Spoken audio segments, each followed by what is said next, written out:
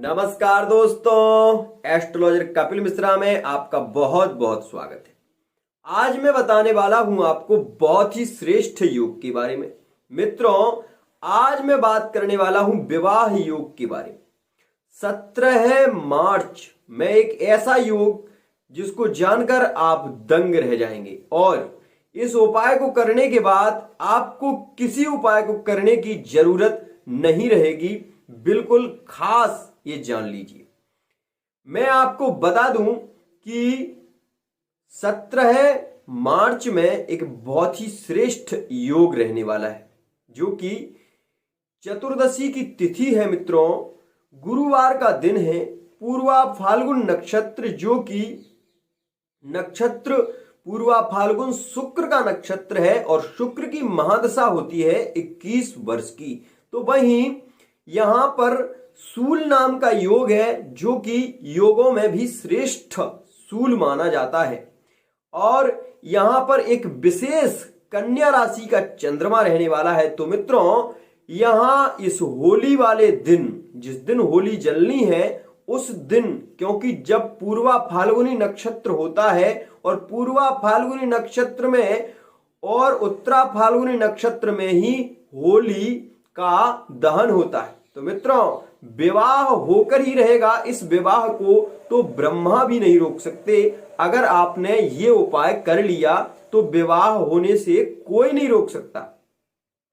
अब उपाय क्या है मैं बता रहा हूं आपको, बिल्कुल इसको नोट कर लीजिए। हर गांव में, हर शहर में यह तो नहीं मिल सकता, पर गांव में इसको अवश्य ही मिल जाता है। यह फूल का पौधा, आपने छोले की लकड़ी के बारे में सुना होगा, जिसे ढाक कहते हैं। ढाक की लकड़ी और ढाक का पौधा विशेष रूप से गांव में देखा जाता है, जो कि चंद्रमा के लिए इसकी लकड़ी भी बहुत ही श्रेष्ठ मानी जाती है। जब विवाह होता है तो विवाह में भी सबसे श्रेष्ठ चंद्रमा की लकड़ी, जो कि छेवला जिसे कहते हैं, उसका प्रयोग किया जाता है। मित्रों, हमारे जो कि वैदिक शास्त्रों में, वेद में वर्णन है कि 5 प्रकार की लकड़ी बहुत ही श्रेष्ठ मानी जाती है।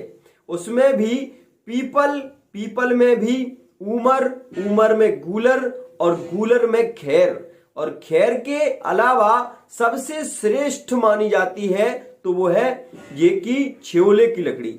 जब अगर आपका विवाह हो रहा है और उसमें कोई विद्वान पंडित उसने कहा कि छोले की लकड़ी ले जाइए, तो ये समझ लीजिए कि आपके कार्य में कोई बाधा नहीं आएगी। इसका प्रयोग बहुत ही श्रेष्ठ है।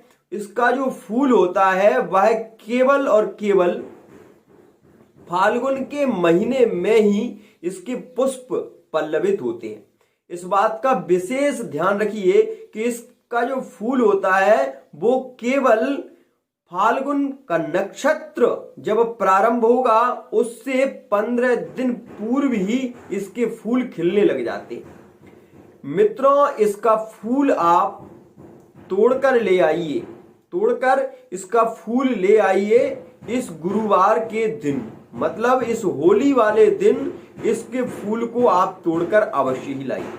और लाने के बाद मित्रों, इसके फूल को लाइए। इसके फूल को लाने के बाद आप इसकी जो फूल की डंडी होती है उसको तोड़कर, इसमें से आपको फूल लेने हैं 21 फूल, गिनकर 21 फूल ले लीजिए। अगर आप के लिए कार्य सिद्धि के लिए इसके फूल, और इसका जो, अगर आपने सुना हो, इसका रंग भी बनता है, इसका रंग भी बनता है और इसका रंग कहते हैं बहुत गाढ़ा होता है। अगर इसका रंग अगर किसी को लगा दिया जाए तो उसका रंग जाता नहीं है, चाहे आप कितना भी धुल लीजिए फिर भी इसका रंग नहीं जाता। ये एक ऐसा अनोखा पौधा है जिसके फूल केवल फाल्गुन के महीने में ही खिलते हैं। मित्रों, आपको विवाह के लिए क्या करना है? गुरुवार के दिन पीले लड्डुओं का प्रसाद आप मंगाइए, 5 लड्डू कम से कम। और उस दिन जो माताएं व्रत रखती हैं अपने पुत्र के विवाह के लिए, जो माताएं व्रत रखती हैं अपनी पुत्री के विवाह के लिए, अपनी लड़की के विवाह के लिए, और उस विवाह में बहुत विलंब हो रहा है, तो उसमें आप ये कार्य एक बार कर लीजिए, विवाह होकर ही रहेगा, उसको कोई नहीं रोक सकता। तो मित्रों क्या करना है, इसके फूल लेकर आइए। इसके फूल आप 21 या 11 फूल तोड़ लीजिए। ये ध्यान रखिए कि संख्या विषम होनी चाहिए, सम नहीं होनी चाहिए।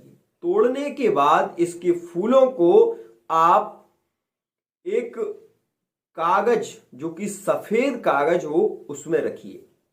इसको सफेद कागज में रखिए, और इसको आप सफेद कागज में रखने के बाद,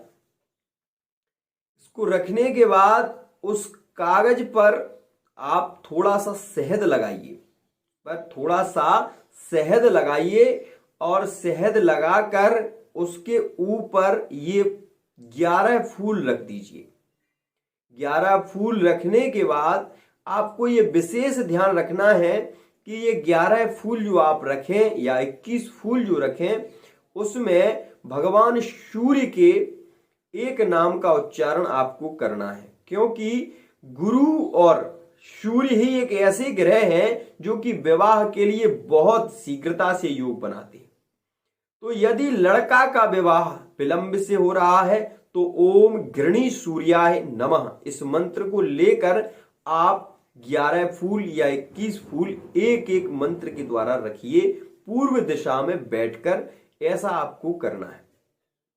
जो भी माताएं हो वो कर सकती हैं, जो भाई लोग करते हो वो भी कर सकते हैं, पूर्व दिशा में बैठकर। और 11 फूल ले लीजिए। अगर कोई लड़की के विवाह में विलंब हो रहा है तो उसमें ओम ग्राम ग्रीम ग्रौम शाह इस मंत्र से आप 11 फूल या 21 फूल रखिए। ध्यान रहे उसमें शहद लगा होना चाहिए। पूर्व दिशा में कागज पर एक एक करके यह 11 फूल शहद से लगे सफेद कागज पर रखिए। और उसके बाद आप आसन से जब उठें तो आसन के नीचे 3 बार जल छोड़िए। ओम शक्राय नमः, ओम शक्राय नमः, ओम शक्राय नमः। इस प्रकार से इस मंत्र का उच्चारण करते हुए अपने मस्तक पर लगाइए।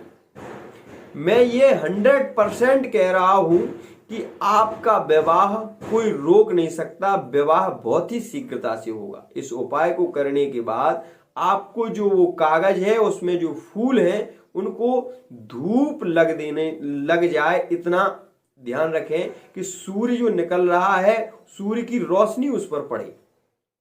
लगभग ये समझ लीजिए 48 मिनट का एक मुहूर्त होता है, तो उस एक मुहूर्त तक आपको उन फूलों को वहीं रखे रहने देना है।